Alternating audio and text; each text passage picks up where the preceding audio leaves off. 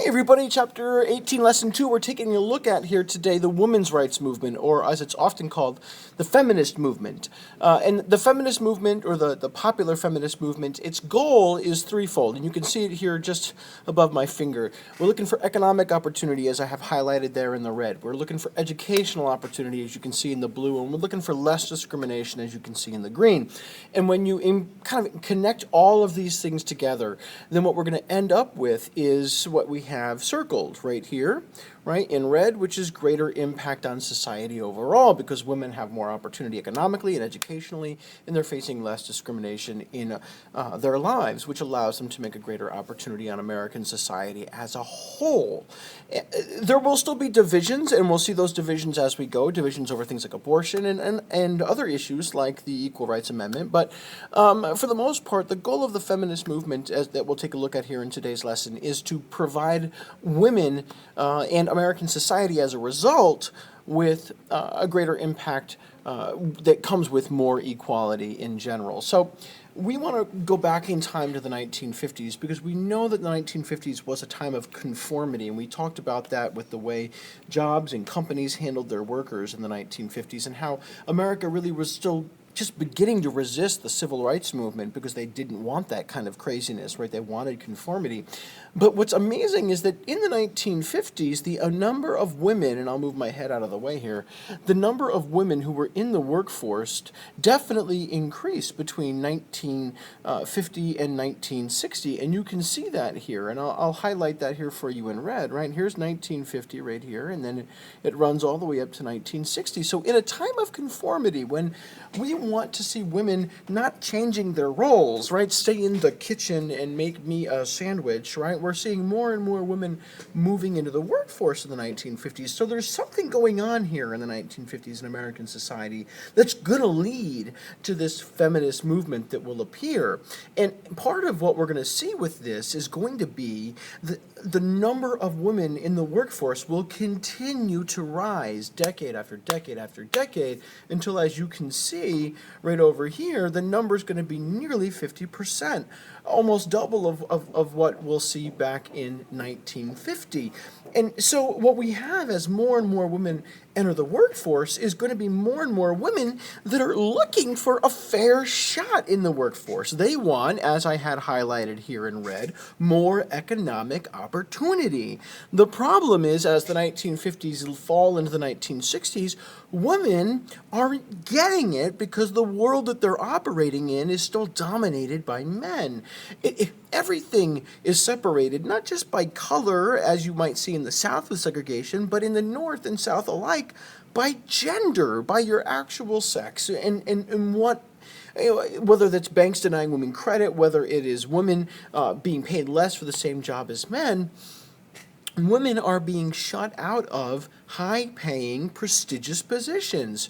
Because even though we see by the 1960s about half of American women working at least part-time, we're going to see them not getting the excellent jobs. I mean, take a look here, right? We have a programmer, a computer programmer. That's a big deal in the 1960s, right? Something that we definitely want to take a look at, right? But what we have to see here is, oh wait, what's that at the top, right? If you look at this article itself, right, the advertisement is great. It advertises for a candidate that is going to have this awesome job. But look, it's help wanted for males. Certainly not providing any opportunity for women. And this kind of segregated job market remarkably still lingers even today. So here, for example, here is a job ad that was posted on LinkedIn, which is a career networking site. It's a social networking site for people looking for jobs. And this was posted just in 2015. And look what I have down here that's highlighted. And this was pointed out by a social media blogger who noticed on Twitter that this is what was going on LinkedIn. And this position requires filling in the responsibilities of a receptionist. So female candidates are preferred, right? Because we want women in those female positions of receptionists, a traditional job for women, right? And how about the guys, right, that might want this job for whatever reason? Maybe you're a part-time worker because you're a stay-at-home dad for part of the time, and maybe this is a gig that would be good for you. Well, they prefer a woman, so you're not getting it either, right? This is sexism in general, where you prefer one sex, male or female, over another. And the goal of the women's movement, whether it is back in 1950 or 1960 or even today, the goal is to say it's not about preferring a woman over a man or a man over a woman. It's about having gender equality.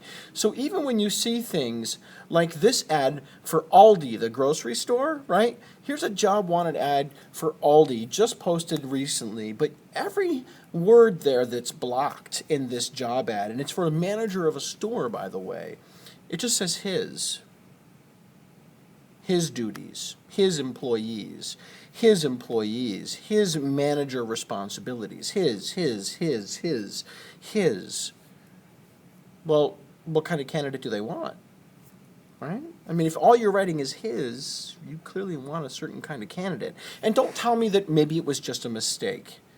Even if it was just a mistake, that tells you that someone at Aldi who was writing that job ad wasn't thinking about this in terms that said we are open to both equally, or else you would have taken the time to be deliberate about how you posted an ad online.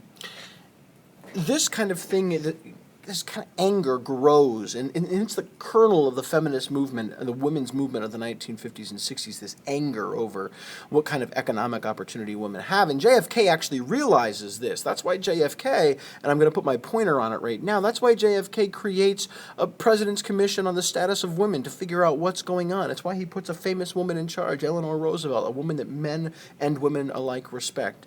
And it shows these kinds of problems that women faced in the workplace. And with these kind of problems emerging, what we'll see here is that women are going to begin to fight back against this. And they're going to embrace this idea that we hear now as feminism. And I'm tired of this kind of Tumblr, 2015, 2016 perspective that feminism is really about women being better than men and yada, yada, yada, and that there's only women can be feminists and blah, blah, blah, blah, blah.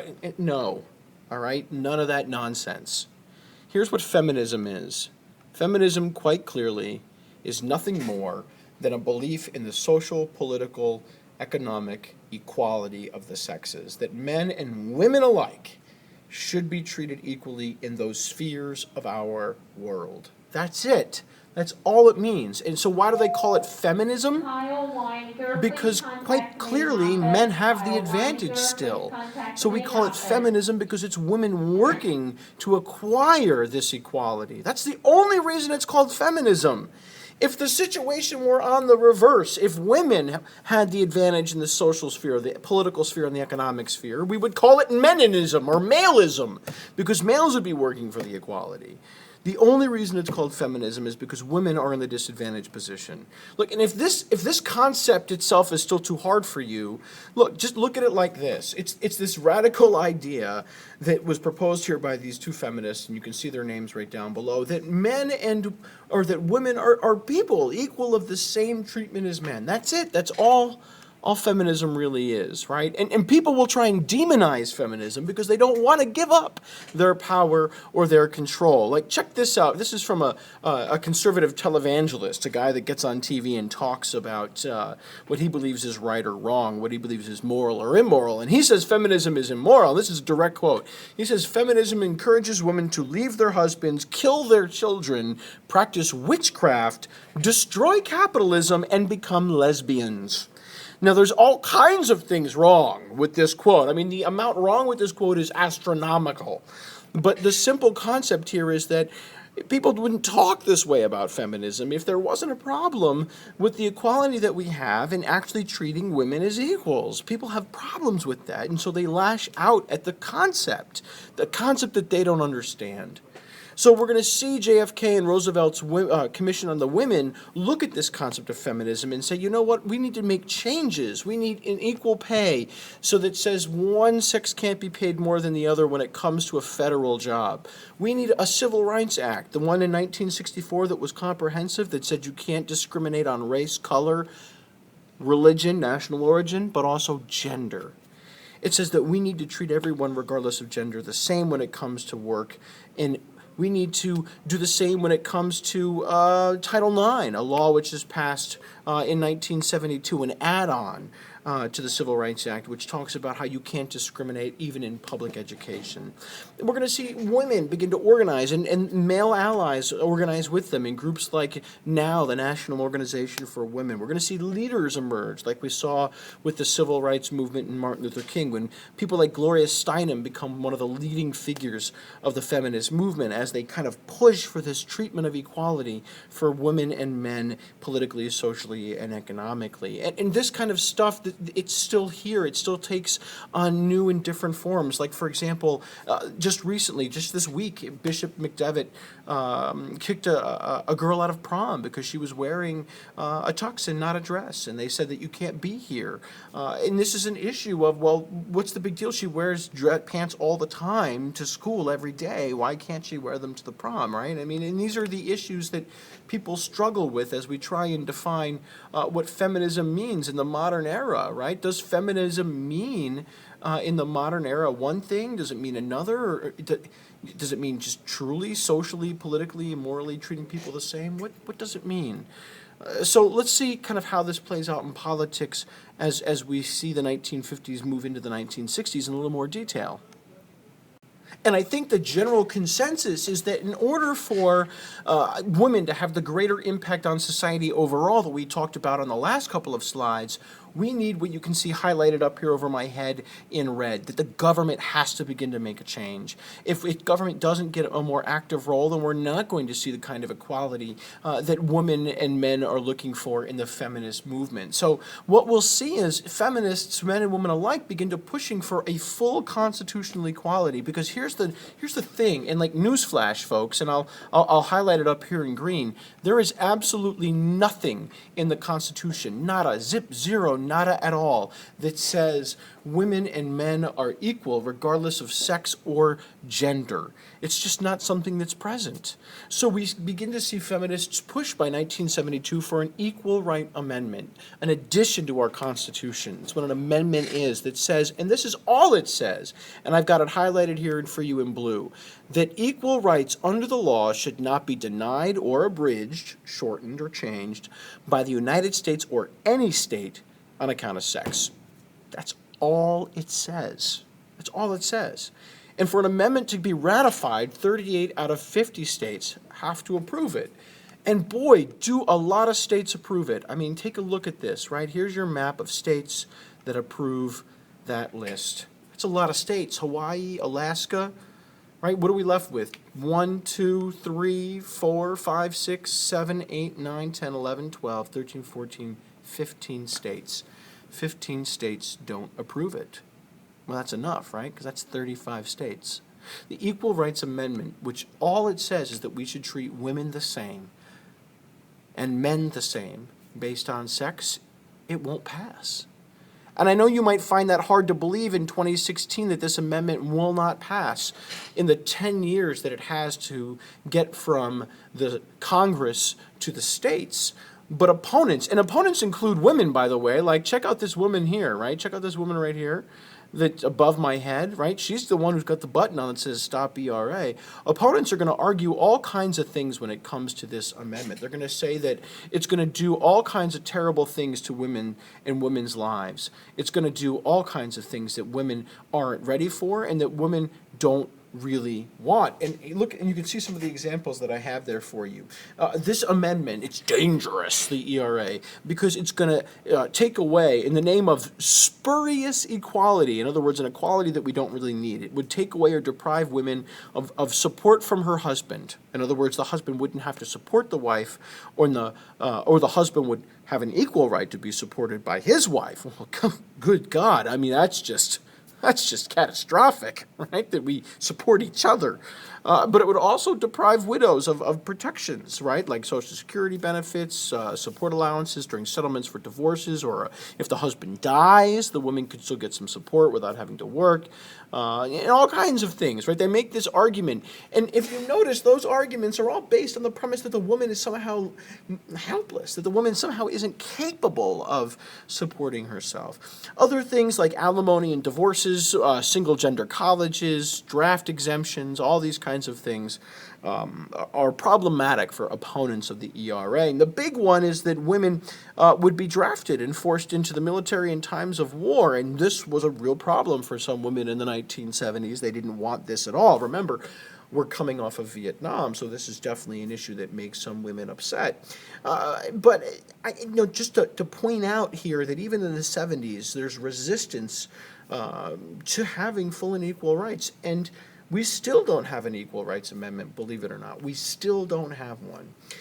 So look for that in the next 10 to 20 years as issues like transgenderism and other kinds of issues with LGBTQ issues are brought forward for people to kind of look at what an Equal Rights Amendment should mean in America based on not just sex but also on gender identity and sexual preference.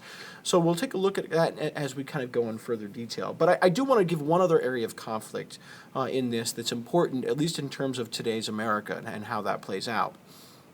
And that issue that really kind of, I think we can highlight here and take a look at that kind of still creates some kind of division between women and men and people who consider themselves feminists would be issues like abortion, which prior to 1973 was illegal in America and restricted by many of the states. So we're going to see divisions emerge, divisions that still exist. So just like the ERA is divided politically, we're also going to see issues like abortion divide us even still today. So what we end up seeing here is that many feminists in the 1950s and 60s and early 1970s look at this and say, well, female reproductive health is dominated by male doctors. The governments of our states and our country were dominated by men, and that these male doctors and these male lawyers and politicians have more influence over the bodies of women than women themselves, especially when it would come to issues like reproduction, which is a private choice. When and where you as a person, I as a person, anyone as a person chooses to have sex is a private choice. If I choose to have a child or not is a private choice. You can't force me to have a child. You can't force that on me. It's a private choice. And states were saying that they could interfere in when you want to have a child. So women will sue to get the right to abort a pregnancy, which most states in America at the time regulated. And that court case went up as Roe versus Wade is the name of the Supreme Court case. And it goes up and it... on Tuesday, January 23rd, 1973, or 28th, 1973, sorry. The day Lyndon Johnson dies, as a matter of fact, is the day the Supreme Court rules, and it says abortions will be legal within the first 3 months of pregnancy, the first trimester, the first 12 weeks, and that any state ban up until 10 weeks is illegal. And if you want to see here's the blown up version of that the Supreme Court will overrule all state laws that prohibit or restrict the right to obtain an abortion. That's every state law. And it's a big decision. It's not like it's a 5-4 split. It's a 7-2 split. 7 justices favor the split and 2 justices do not. Or the resolution and 2 justices do not. So what you see here is a serious win for feminists who say that they should have control over their body, that it should not be control given to a man. This is within our right to privacy, according to the Supreme Court. And you can understand how a number of people, women and men alike, are going to respond to this and join what we will see now called the Right to Life movement or the anti-abortion movement. And they're going to file charge after charge, court case after court case, law after law to try to restrict these enhanced abortion rights, trying to prevent these rights from being further enhanced for women. And it's going to take a long time for the Supreme Court to hear a court case which will allow a significant challenge to abortion. And that's going to come in this court case right here, and I'll circle it for you in green. Planned Parenthood versus Casey in 1992, and it was a state law that came out of Pennsylvania that said a couple of things. It said, for example, if you're under the age of 18, a girl would need her parents' permission to undergo this medical procedure because it can require anesthesia and there is some risk associated with it. And it could also require some states to allow a 24-hour waiting period, so that if you go in and you want an abortion, let's say you find out you're pregnant that day and you just want an abortion, it can enforce a 24-hour waiting period so that whoever wants the abortion has to spend at least 24 hours reflecting on the decision to have an abortion. So this is the court case in 1992 that allows restrictions on abortions, whether it would be abortions that cannot be performed after a fetus is viable, that it could survive outside the womb, or if it is within certain kinds of hospital settings, or if it is in, depending on your age, with parental consent, and a variety of other issues like that. But now we see this kind of seesaw battle fought in the Supreme Courts about what long-term we should see with Roe v. Wade and with abortion. And this is just one of the areas where feminists and those who don't support abortion are still fighting, still trying to figure out what it means to be a feminist, still trying to figure out what it means to support women's rights. The last one here is just really quick, this understanding of impact and what that looks like coming out of the 1950s, 60s, and 70s, that women are going to have more college degrees, they're going to get access to better jobs, you're going to work outside the home, you're going to see employers begin more flexible as we deal with women and with on and off hours, with childcare. But there are still problems, like this issue of whether or not we should or shouldn't have abortion, or should or shouldn't we not have an equal rights amendment, and also the issue of pay gap. There's still a disparity. Women are still paid less than men on average for the same job. In males' earnings for the same job on average, you can see it right there, and then right beneath it are the female wages for the same job on average. So we still have problems, we still have disparities, and we'll talk more about them in class when we get together again tomorrow.